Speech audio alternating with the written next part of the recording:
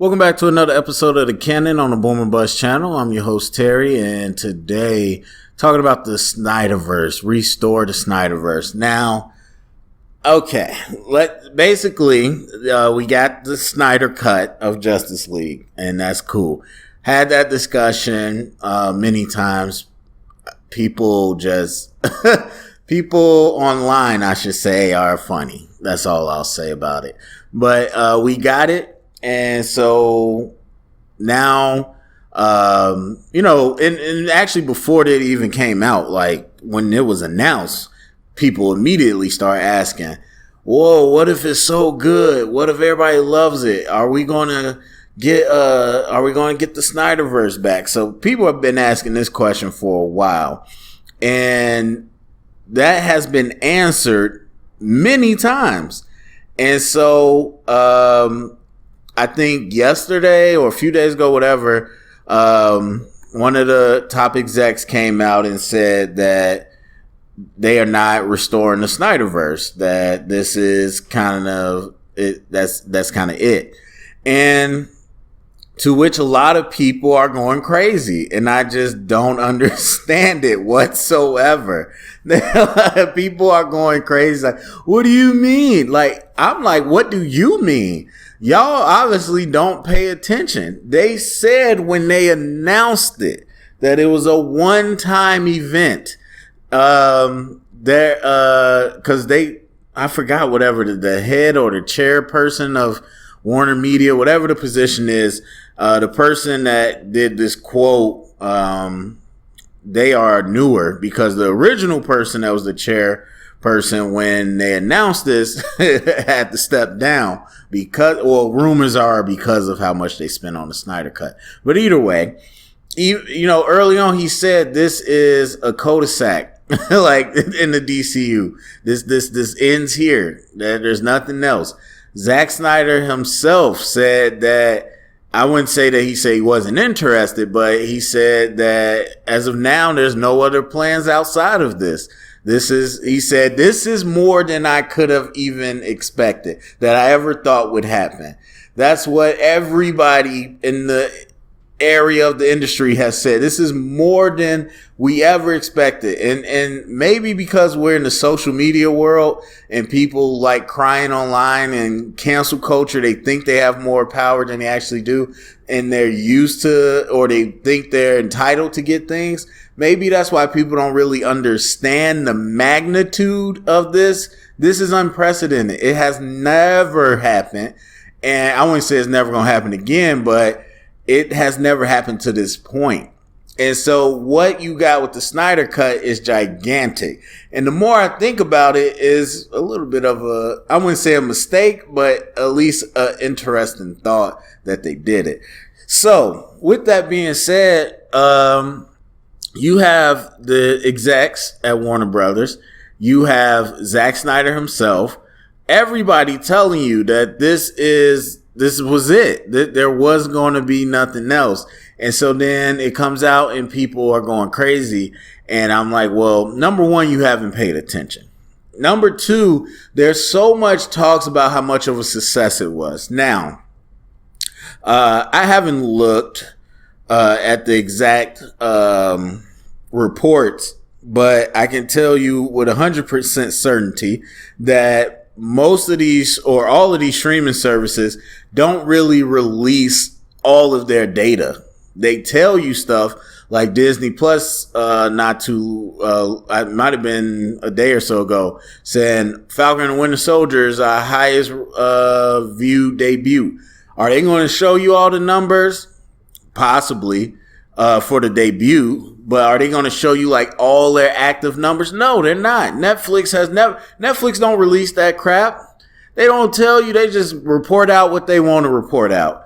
And so now they start doing top 10, which is supposed to be based on views, but they don't report those actual numbers. So to sit here and say, number one, what the Snyder cut actually did in terms of views and whatnot is already tough.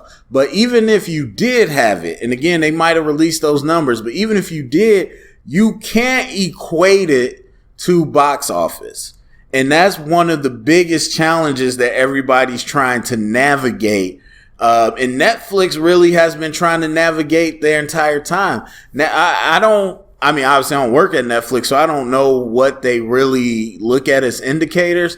But what I do know is that their philosophy is put out quantity. That's why they shifted towards original content and less of the curated stuff, even though it made big numbers. They shifted more towards original content. They want to give you a variety of things. Their campaign is a new movie every week. Like, they do this so they can have a vast library to keep their numbers where they are and continue to go up. Because they know that X amount of subscribers generate X amount of dollars. That much is straightforward. But how you attribute how much of that money comes from one product, that's the tricky part. So to sit here and say it was some huge money success like everybody's trying to say it is, I don't know that is actually true. So there's that part where financially, because the number one thing I see everybody keep saying is, you don't like money? You don't like money? It's like, well, what are you pointing at to really show how much money this is? I mean, because honestly, a smash hit on streaming is probably roughly maybe 25% of at the actual box office. Like, or as to say that you would only make 25 to 30% of what you would make in the box office with a complete hit on a streaming service. So even if it was in terms of streaming a hit, it's not a hit in terms of theatrical. And so to sit here and say that this equals money, I don't know that you could say that. Then you talk about the reception. Have fans by and large, I guess, really accepted it? Yes. A lot. Obviously, this was only made because there was a lot of people that said they wanted to see it. Now, is there going to be some bias in there? Absolutely. So then you look at the critics. People like to judge Rotten Tomatoes. That's where they like to go to first. I believe that this has like a 73% approval rating on Rotten Tomatoes. And so, yeah, and that's 239 critics 235 critics who have reviewed it.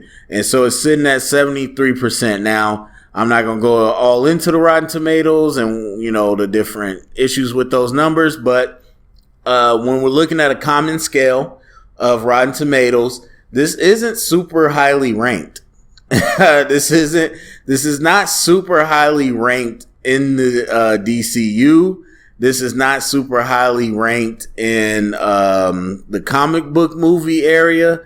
Like, none of that. And I'm not saying it's not good. I've already done my review. I really enjoy the Snyder Cut. I like it a lot more than the original cut.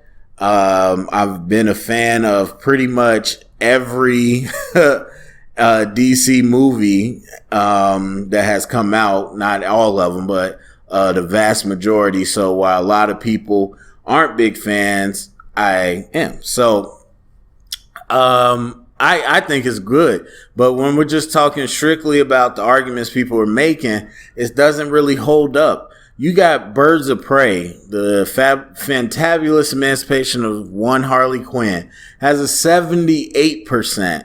That's 5% more than just Snyder Cut. And it has double the amount of reviews. So it ain't just the number of views. Double the amount of people reviewed it, and it's higher. The audience score obviously wasn't that high. Now, the audience score isn't always great because people spam those things all the time.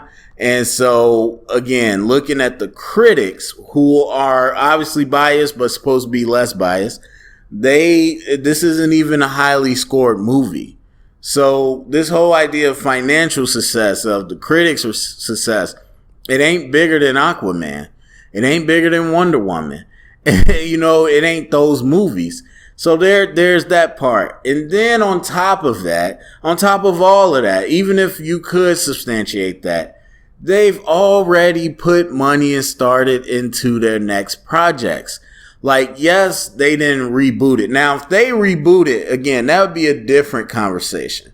If they did what I wanted them to do and they pulled the plug and they were like, we're getting ready to start over, I wouldn't say I would agree, but I could say there'd be much more of an argument here to say, all right, let's just insert the Snyderverse. But they've continued with these same actors and characters, and they've shifted them around. And so they shifted kind of the tone and what they want to do with them. And they've already started to work on everything. They're pre-production with The Flash. Now, is it possible they still do like a reset with The Flash? Maybe. But as of now, that's what they're working on. They're working on Black Adam is going into production. Not pre-production. That's going into production in April. Then you talk about a number of the projects that they're talking about going forward with. So they've moved forward. They're casting. They're getting directors. They're getting pre-production. The money has been in motion. Are they going to put a halt to that and have Zack come take over? Especially when Zack is just now started his big deal with Netflix and going to be working on that? I don't think so. Zack said that he's working on that Army of the Dead stuff with Netflix. He's got, if you don't know, he's got multiple projects lined up with them. So he's working on that. And then, you think they're going to put the halt to everything in production and wait for Zack to come back? I don't think so. Now, there's inevitably going to be a split where some people start saying, well, it doesn't have to be this reality. He could have like his own alternative Snyderverse. It's an alternative reality. And I don't disagree with that. If that's what they wanted to do, if Zack wanted to get back around and do it, but cool. But make no mistake, the people as of right now are not saying that. There's some people, but the majority, the headlines you see from the people talking about it are the ones talking about put the current DCU back into Snyder's hands. And I don't think that's going to happen. I don't know that there's a basis for that to happen. But eventually, just like the Snyder Cut was, there's a Snyder Cut movie, release it. And then as everybody confirmed, like, no, we have to finish this thing. Then everybody switched to, we knew it was never finished. No one said it was finished. I love that phrase. No one said, yes, it is. There's thousands upon thousands of tweets and everything else online to prove, yes, they did. And then that's the same thing I'll see happen with this. Eventually, it's going to turn into, we never meant restore it as in take over the DCU. We meant make an alternative thing. And so that's going to happen. But in that case, I agree. I mean, you got a whole different Batman for some reason. You got a black Superman coming, or potentially, but everybody's saying leaning towards a black Superman. You had the Joker and his own thing. Yes, you can do different offshoots. So if that's what you want to do, cool. But as far as the main universe, I don't think they're about to give it back to Snyder. I don't know that there's a basis for it. So that's it from me. Go to the comment section. Let me know what you think. Share around. Get the conversation started. Thumbs up, subscribe. And remember, if you heard it here, it's official canon.